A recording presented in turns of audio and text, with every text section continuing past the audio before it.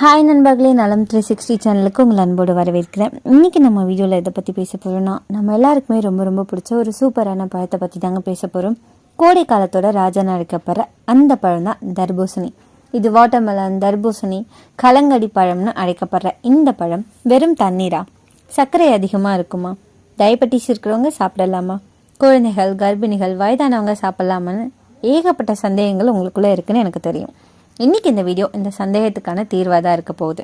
So வீடியோவை last வரைக்கும் skip பண்ணாமல் பாருங்கள். இன்றைக்கி நம்ம அந்த வீடியோவில் தர்பூசணினா என்ன, இது யாரெல்லாம் பயன்படுத்தலாம், யாரெல்லாம் பயன்படுத்தக்கூடாது, இதில் நீ என்னென்ன நன்மைகள் கிடைக்குது, ஏதாச்சும் பக்க விளைவுகள் இருக்கான்ட்டு முழுசாக தெரிஞ்சுக்க போகிறோம். அதுக்கு முன்னாடி நம்ம சேனலை சப்ஸ்கிரைப் பண்ணாதவங்க சப்ஸ்கிரைப் பண்ணிக்கோங்க. மறக்காமல் பக்கத்தில் இருக்க இந்த பெல் ஐக்கானை ப்ரெஸ் பண்ணிக்கோங்க. வாங்க வீடியோக்குள்ளே போகலாம். ஃபர்ஸ்ட், தர்பூசணி அப்படின்னா என்ன? தர்பூசணி அப்படின்றது 90லேருந்து 92% வரை தண்ணீர் நிரம்பின ஒரு பழம். முதல்ல ஆப்பிரிக்காவில் தோன்றுது. இந்தியாவில் கோடை காலத்தில் உடல் சூட்டை குறைக்க, தாகத்தை தணிக்க பயன்படுத்தப்பட்டு வருது. சித்த மருத்துவத்தில் உஷ்ணத்தை தணிக்கும் பழம்னு சொல்லப்படுது. ஆயுர்வேதத்தில் பித்த தோஷவை சமநிலைப்படுத்தும் ஒரு பழம்னு சொல்லப்படுது. இதில் என்னென்ன ஊட்டச்சத்துக்கள் இருக்குது? 100 கிராம் தர்பூசணி பழத்தில் தண்ணீர் 91% இருக்குது. கலோரிகள் ரொம்ப குறைவுங்க. Vitamin C, vitamin A, lycopene, potassium, magnesium, fibre கொஞ்சமாக இருக்குது. அதனால தான் எடை கூடாது, உடல் லேசாக இருக்கும், செரிமானம் சுலபமாகும். உடல் சூடு மற்றும் நீச்சத்தை இது கொடுக்குது. உடல் சூடை குறைக்க உதவுது. அடிக்கடி வாய்ப்புண், மூக்கில் ரத்தம், கண்ணெரிச்சல், சிறுநீர் எரிச்சல், இந்த எல்லா பிரச்சனைகளுக்கும் இது ரொம்பவே நல்லதாக இருக்குங்க.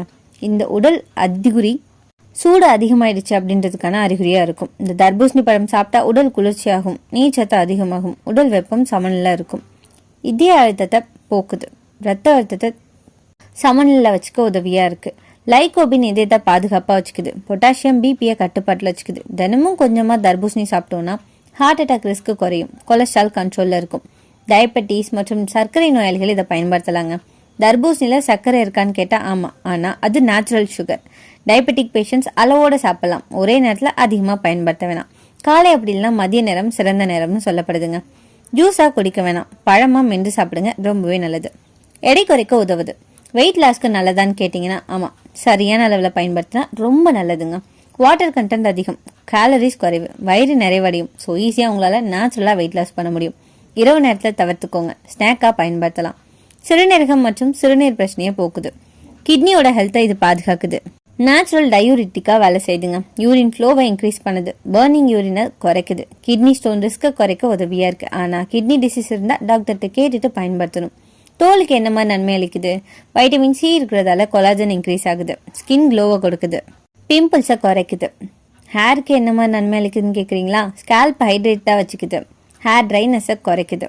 கர்ப்பிணிகள், குழந்தைகள் இதை பயன்படுத்தலாமான்னு கேட்டிங்கன்னா கர்ப்பிணிகள் டீஹைட்ரேஷன் குறையிறதுக்காக இதை பயன்படுத்தலாம். மார்னிங் சிக்னஸ் கொஞ்சமாக குறையும், அதிகமாக பயன்படுத்த வேணாம். குழந்தைகளுக்கு சம்மரில் ரொம்பவே சேஃபான ஒரு பழங்க. சின்ன குவான்டிட்டியில் கொடுக்கலாம். இந்த தர்பூசணி நல்லதுன்றதுக்காக அதிகமாக எடுத்துக்கொள்ளக்கூடாது, சில பக்க விளைவுகளும் ஏற்படும். அதிகமாக சாப்பிட்டா கேஸ், ப்ளோட்டிங், டைரியா, சுகர் ஸ்பைக் ஆகும். கோல்டு, காஃப் கூட ஒரு சிலருக்கு ஏற்படும் அபாயம் இருக்குது. நைட்டில் சாப்பிட்றத தவிர்த்துக்கோங்க. செரிமான பிரச்சனை, சளி ஏற்படும் அபாயம் இருக்குது. சிவியர் டயபெட்டிக் இருக்கிறவங்க, கிட்னி ஃபெயிலியர் இருக்கிறவங்க, ஐபிஎஸ் ப்ராப்ளம் இருக்கிறவங்க, கோல்ட் ப்ரோன் பீப்புள் எல்லாருமே இதை தவிர்க்கிறது நல்லதுங்க.